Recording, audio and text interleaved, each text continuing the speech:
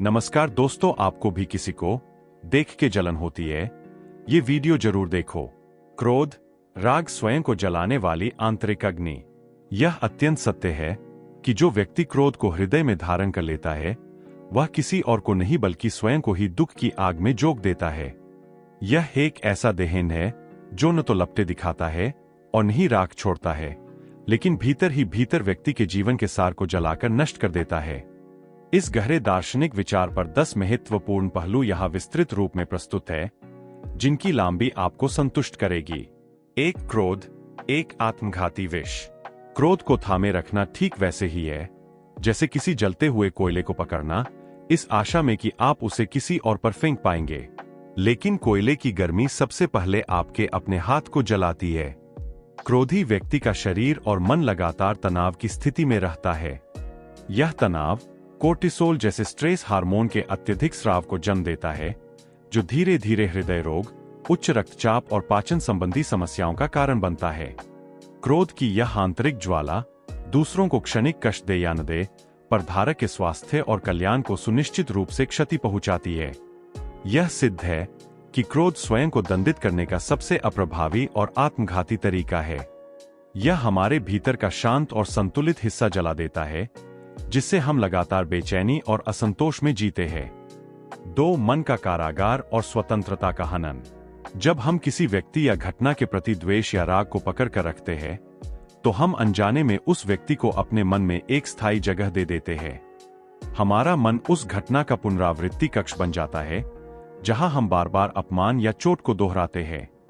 यह क्रोध हमें अतीत का कैदी बना देता है, हमें उस स्थिति से बांध देता है जिसे हमें बहुत पहले छोड़ देना चाहिए था। यह एक मानसिक कारागार है जिसकी चाबियां हमारे ही हाथ में होती है, लेकिन हम मुक्ति के बजाय उस अंधेरे कमरे में ही रहना पसंद करते हैं। इस प्रकार क्रोध न केवल हमें जलाता है, बल्कि हमारी वास्तविक मानसिक स्वतंत्रता को भी छीन लेता है। क्षमा, इसके विपरीत, उस कारागार से निकलने और जीवन में आगे बढ़ने का एकमात्र मार्ग है। 3. रिश्तों का दहन और सामाजिक अलगाव। क्रोध की लपटें केवल व्यक्ति के भीतर तक सीमित नहीं रहती, वे एक अदृश्य गर्मी बनकर उसके आसपास के रिश्तों को भी झुलसा देती है। लगातार क्रोधी व्यवहार परिवार, दोस्तों और सहकर्मियों के बीच अविश्वास और भय का माहौल पैदा करता है। क्रोध संचार के पुलों को तोड़ देता है, जिससे गलतफहमियां बढ़ती है और भावनात्मक दूरी आती है। बच्चे विशेष रूप से क्रोधी वातावरण से प्रभावित होते हैं, जिससे उनके मन में असुरक्षा और भावनात्मक अस्थिरता जन्म लेती है। इस तरह क्रोध व्यक्ति को समाज से धीरे धीरे अलग कर देता है। वह खुद को एक द्वीप पर पाता है, जहां वह अपनी ही आग में घिरा हुआ होता है, जबकि सभी मधुर और प्रेमपूर्ण संबंध उस आग से दूर भागने लगते हैं। 4. रचनात्मक ऊर्जा का अपव्यय। क्रोध को बनाए रखने में जो मानसिक और भावनात्मक ऊर्जा व्यय होती है, वह रचनात्मकता, उत्पादकता और जीवन के लक्ष्यों को प्राप्त करने की दिशा में लगाई जा सकती थी। क्रोध एक भावनात्मक लीकेज, रिसाव है, जहां हमारी सारी शक्ति प्रतिशोध, शिकायत और द्वेषपूर्ण विचारों को पोषित करने में चली जाती है। यदि हम उस ऊर्जा को किसी कला, विज्ञान या मानवीय कार्य में लगाते, तो परिणाम अद्भुत हो सकते थे। लेकिन क्रोधी मन हमेशा अतीत में अटकी हुई नकारात्मकता की खाई को भरने में व्यस्त रहता है, जिससे वह वर्तमान की संभावनाओं और भविष्य की आशाओं से विमुख हो जाता है। यह ऊर्जा का सबसे मूर्खतापूर्ण और अनावश्यक अपव्यय है। 5. विवेक और तर्क पर ग्रहण। क्रोध व्यक्ति की निर्णय लेने की क्षमता पर अंधकार का पर्दा डाल देता है। क्रोधावस्था में लिया गया हर निर्णय विवेकहीन और जल्दबाजी भरा होता है, जिसके परिणाम अक्सर दीर्घकालिक पछतावे का कारण बनते हैं। जब भावनाएं अपने चरम पर होती है, तब तर्क और बुद्धि शांत हो जाते हैं। व्यक्ति ऐसी बातें बोलता है या ऐसे कार्य करता है जो सामान्य परिस्थितियों में वह कभी नहीं करता। इस प्रकार क्रोध न केवल वर्तमान को जलाता है, बल्कि भविष्य को भी धुंधला कर देता है, क्योंकि यह व्यक्ति को वह शक्ति छीन लेता है जिससे वह जीवन में सही और गलत का अंतर पहचान सके। भावनात्मक बुद्धिमत्ता का पतन क्रोधी व्यक्ति की सबसे बड़ी त्रासदी है। 6. झूठे नियंत्रण का भ्रम। क्रोधी व्यक्ति अक्सर यह मानता है कि अपने गुस्से के माध्यम से वह दूसरों के व्यवहार या स्थितियों को नियंत्रित कर सकता है या उन्हें अपने अपराध लिए सजा दे सकता है। लेकिन यह केवल एक भ्रम है। वास्तव में वह अपना आत्मनियंत्रण खो देता है और दूसरों को यह शक्ति दे देता है कि वे उसकी भावनात्मक स्थिति को नियंत्रित करें। जब हम किसी के व्यवहार से क्रोधित होते हैं तो हमने उन्हें अपनी मन की शांति पर शासन करने की अनुमति दे दी होती है। स्वयं को जलाने वाला यह क्रोध बाहरी नियंत्रण की एक असफल कोशिश है जो अंतःधारक को भीतर से खोखला कर देती है और उसे कमजोर बना देती है। 7 शारीरिक स्वास्थ्य का अदृश्य विनाश।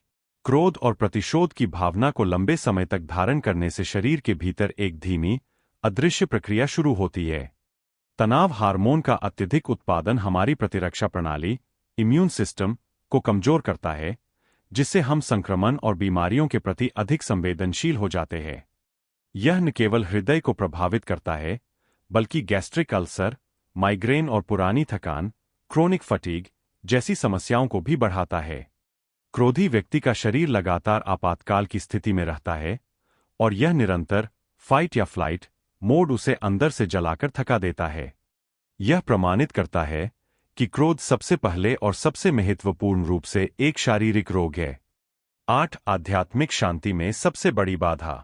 समस्त विश्व के आध्यात्मिक और दार्शनिक विचार क्रोध को आंतरिक शांति और मोक्ष के मार्ग में सबसे बड़ी बाधा मानते हैं। चाहे वह बौद्ध धर्म का मैत्री का सिद्धांत हो या भगवद गीता में आत्मसंयम का उपदेश, हर जगह क्रोध को अहंकार और अज्ञानता का परिणाम बताया गया है। क्रोध से जली हुई आत्मा कभी भी शांत और संतुष्ट नहीं हो सकती। यह ध्यान, योग या प्रार्थना के माध्यम से प्राप्त होने वाली शांति के विपरीत है। जब तक हृदय द्वेष की अग्नि से भरा है, तब तक ईश्वर या सत्य की अनुभूति असंभव है। 9 क्षमा, अग्नि को बुझाने वाला जल। स्वयं को इस आंतरिक दहन से बचाने का एकमात्र प्रभावी तरीका क्षमा है। क्षमा करना उस व्यक्ति के लिए नहीं है जिसने आपको चोट पहुंचाई, बल्कि यह आपके अपने मन की शांति के लिए है। यह उस गर्म कोयले को फेंक देने जैसा है जिसे आपने पकड़ रखा था।